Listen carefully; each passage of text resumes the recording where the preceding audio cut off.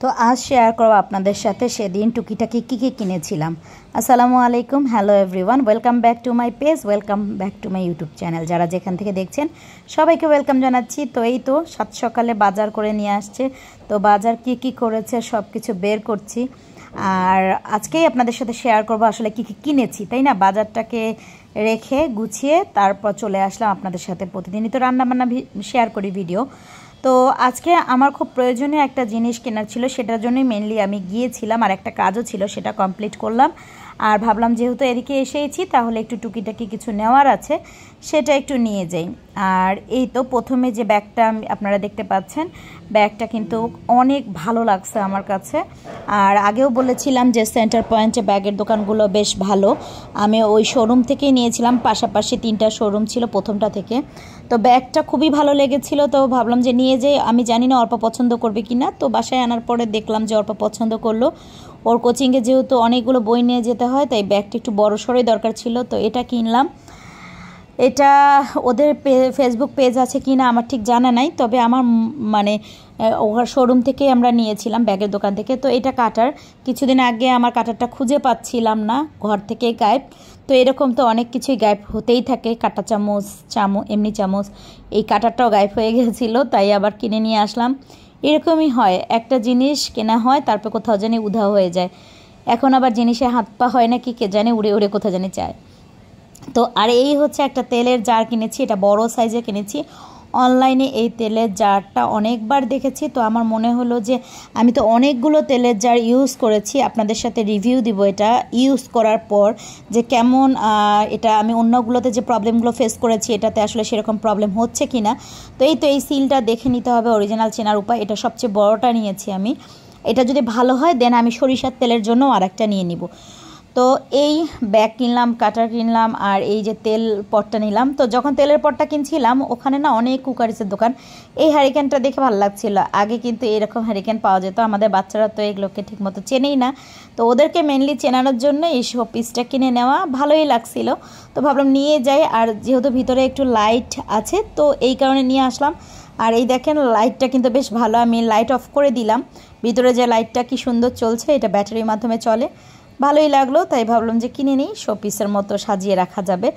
আসলে গিয়েছিলাম তো একটা কাজে, কিন্তু আসল কাজ না করে এই সব করাই হচ্ছে আমার কাজের মধ্যে পড়ে। আপনাদের ভাইয়া তো বলে যে তুমি কখনো যে জিনিসটা কিনতে আসো সেই জিনিসটা শুধু কেনো না, আরও অন্যান্য কিছু কেনো, প্রয়োজন যেটা হয় সেটাও কেনো, প্রয়োজন ছাড়া জিনিসও কেনো।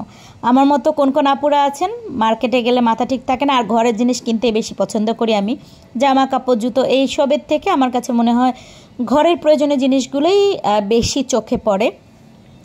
আর মেইনলি যে জিনিসটার জন্য আমি আসলে গিয়েছিলাম সেটা তো দেখাবই। আর এই বাটিগুলো খুবই ভালো লাগতেছিল, আমার তো এরকম ছোটো ছোটো জিনিসের খুব শখ, তবে এগুলোর দামগুলো এত বেশি এটা আসলে আমার জানা ছিল না। আমি ভাবছিলাম যে হয়তো 50 টাকা হবে, সাদাটার দাম 200 টাকা, আর রেডগুলোর দাম হচ্ছে 150 টাকা করে রেখেছে।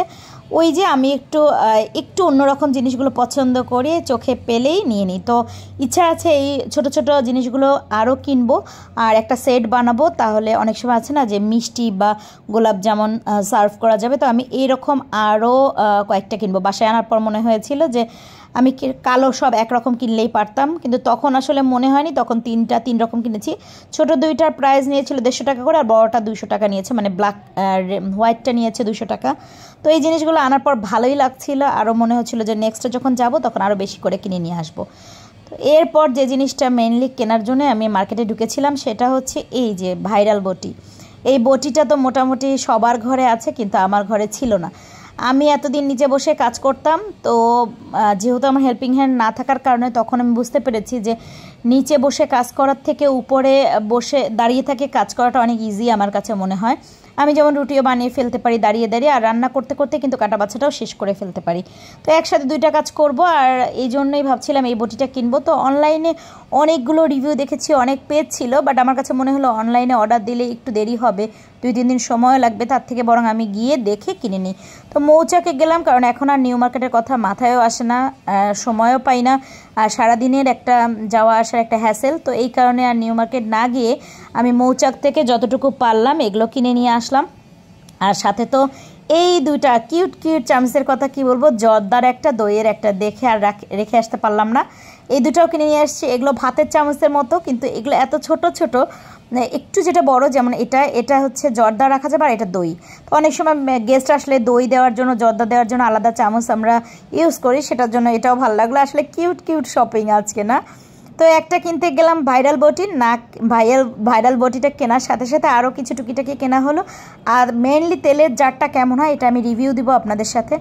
আর সামনে থেকে এই দুটা কাটা পাঞ্চ ক্লিপ নিলাম ছোট ছোট। তো বটিটা কেনার জন্য যাওয়া হয়েছে, আর টুকিটাকি এগুলোর সাথে কেনা হয়েছে।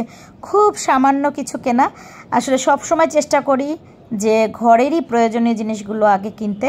আর আমার যেহেতু একটু টুকিটাকি এই জিনিসগুলোর প্রতি শখ বেশি, তাই এগুলো মানে দেখলে আমি রেখে আসতে পারি না, নিয়েই আসি।